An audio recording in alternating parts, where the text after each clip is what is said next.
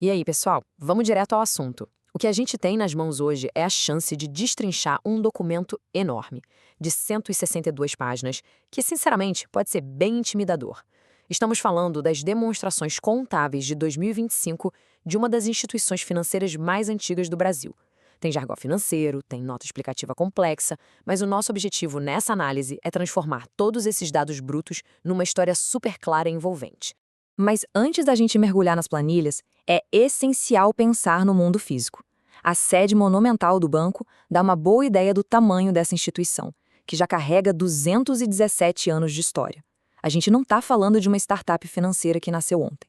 É uma empresa de economia mista, controlada pelo governo federal, e a atuação dela abrange o país inteiro, impactando diretamente o nosso dia a dia. Para ninguém se perder no meio de tanta informação, a gente organizou essa análise em 4 passos rápidos. Primeiro, o papel do banco. Segundo, os grandes números. Terceiro, a nova regra contábil. E por último, a distribuição de valor adicionado. Bem direto ao ponto. Então, vamos lá. Parte 1. O papel do banco. E o mais interessante aqui é justamente essa identidade dupla no mercado.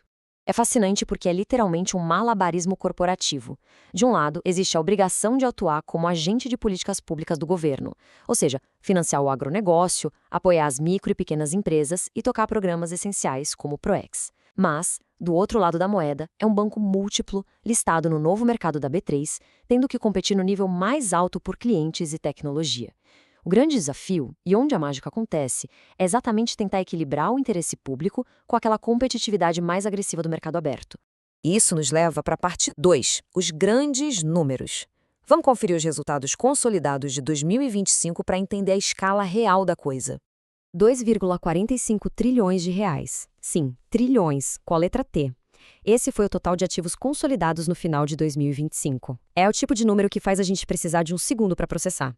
Uma estrutura econômica desse tamanho significa que as decisões de crédito e de liquidez que saem dali têm força para mexer nos ponteiros da economia inteira do país. E dessa base trilionária, qual foi o resultado prático? 17,8 bilhões de reais. Esse foi o lucro líquido consolidado atribuível aos acionistas em 2025. É um ganho formidável e deixa claro como a operação é eficiente, mesmo tendo que lidar com aquela identidade dupla que a gente acabou de conversar. Diante de valores tão massivos, surge uma dúvida bem natural. Para quem acompanha balanços de perto, o ano de 2025 teve uma alteração estrutural profunda nos bastidores. O que exatamente mudou na contabilidade? E é aqui que a gente entra na parte 3, a nova regra contábil. Sem dúvida, o ponto mais técnico e de maior impacto hoje, a adoção da Resolução CMN 4.966 de 2021. Para resumir, foi uma verdadeira mudança de mentalidade. Antes, a regra exigia um modelo reativo, ou seja, a provisão geralmente só acontecia quando o atraso no pagamento já era uma realidade contábil. Agora, a regra obriga a instituição a usar um modelo proativo de perdas esperadas associadas ao risco de crédito. Eles precisam prever os riscos usando modelos internos que consideram até cenários macroeconômicos futuros. A contabilidade parou de olhar só pelo retrovisor e começou a tentar enxergar os buracos na estrada lá na frente. Só que toda mudança de paradigma cobra um preço de entrada, certo? Logo na adoção inicial da norma, no primeiro dia de 2025, rolou um impacto direto no patrimônio líquido da ordem de 8,8 bilhões de reais, já descontando efeitos fiscais. Isso aconteceu porque o escopo das coisas que passaram a exigir provisão aumentou muito, e o próprio rigor para prever essas perdas ficou bem mais alto. E como isso funciona na prática? A carteira de crédito inteira foi dividida em 3 estágios dinâmicos de risco. O estágio 1 é a normalidade, que inclui operações de até 30 ou, dependendo da avaliação, 60 dias de atraso. Aqui, a provisão cobre o risco dos próximos 12 meses. O estágio 2 é o aumento significativo do risco, e aí a provisão passa a cobrir toda a vida útil daquela operação. E por fim, o sinal vermelho, o estágio 3, englobando os ativos problemáticos. São os casos com atraso de mais de 90 dias ou com indícios fortes de calote, exigindo o nível máximo de cobertura. É basicamente um radar super avançado funcionando o tempo todo. Chegando na nossa última etapa, a parte 4, a distribuição de valor adicionado. Vamos tirar os olhos da lupa técnica e olhar para o cenário completo, a riqueza em 2025. Como todo esse esforço retorna para a sociedade.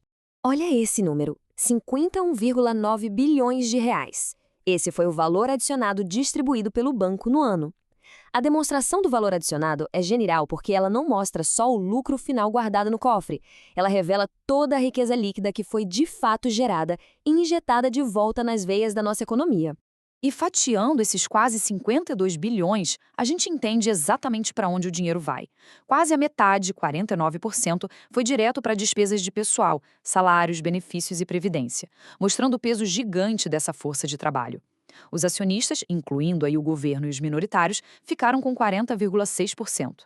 O Estado arrecadou 8,5% em impostos e taxas, e o custo com capital de terceiros, como o aluguel das agências, fechou em 1,7%. É um retrato perfeito e muito humano de quem se beneficia da operação. Isso deixa a gente com uma reflexão provocativa no ar. Depois de passar por trilhões de reais em ativos, uma adaptação pesada a novas regras contábeis proativas e uma distribuição bilionária de riqueza, de que forma a arquitetura de uma empresa de economia mista consegue alinhar a pressão por rendabilidade no mercado com a imensa responsabilidade de ser o motor do desenvolvimento nacional? É uma tensão constante, super complexa e, sem dúvida, essencial para entender a macroeconomia do país. Muito obrigado por acompanhar essa análise com a gente e até a próxima.